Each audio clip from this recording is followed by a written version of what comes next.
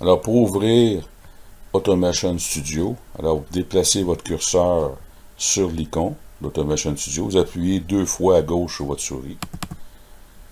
Voilà. Et là, il faut patienter le temps que en anglais, qu'il load. Donc, il y a un petit temps d'attente. On patiente encore un peu. Et là, il va y aller chercher un nouveau projet qui a déjà été établi d'avance. Donc, j'ai pris un petit peu d'avance, mais je vais recommencer quand même juste à titre de démonstration. Alors, si je veux démarrer un nouveau projet, je viens ici, Nouveau projet. Et là, je vais utiliser ElectroNEMA. C'est dans cette fonction-là que le multimètre peut fonctionner en mode simulation. Voilà. Automation Studio peut faire de la pneumatique, hydraulique, etc. Nous, ce qui nous intéresse, vous voyez, vous avez l'électricité contrôle GIC ou IEC qui se trouve être plus normalisé européen. On peut faire des plans, mais là, cette fois-ci, nous, ce qu'on veut, c'est faire de l'électrotechnique, donc faire une simulation. On va aller dans le dossier Electrotechnical NEMA, qu'on va venir ouvrir comme ceci. Je vais déplacer le curseur, qu'on le voit bien. Et là, on veut du power, donc une alimentation, énergie source. Donc, on doit appuyer ici.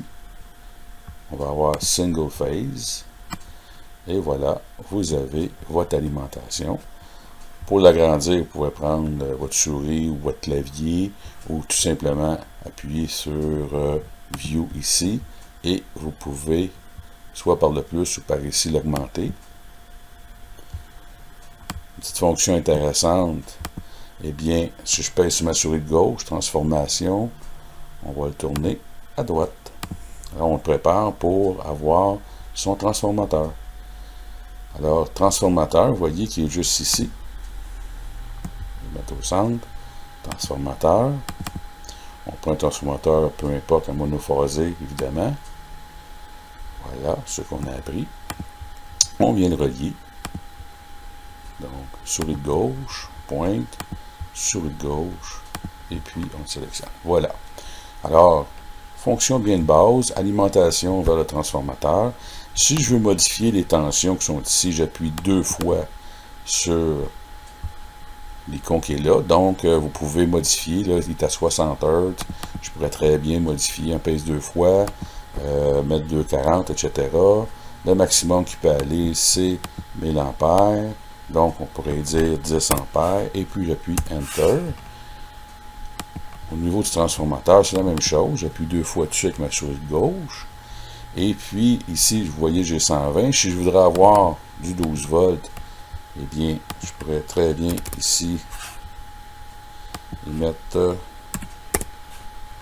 12 volts, comme ça. Vous avez les Hertz. Donc, en Europe, c'est 50. Ici, c'est 60.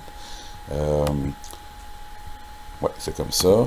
Après ça, qu'est-ce qu'on peut faire? Bon, on pourrait modifier son VA. Donc, 1000 VA, c'est beaucoup trop pour un modèle commande. Donc, la plupart des simulations, on va se faire peut-être entre 50, même 100 VA.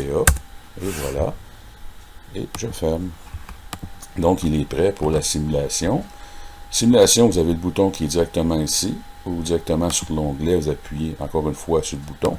Vous allez voir apparaître l'oscilloscope, multimètre et multimètre à clame. Donc, on peut prendre celui-ci et les deux. On va le montrer tant qu'à faire. On vient ici en mode AC parce qu'on travaille sur du AC des deux côtés, comme ceci. Vous prenez votre neutre, vous le raccordez. Vous prenez la sonde rouge, vous raccordez. Vous voyez, vous avez votre mesure qui ressort. Vous avez de l'autre côté et de l'autre côté. Et on obtient le 12 volts. Voilà pour la démo.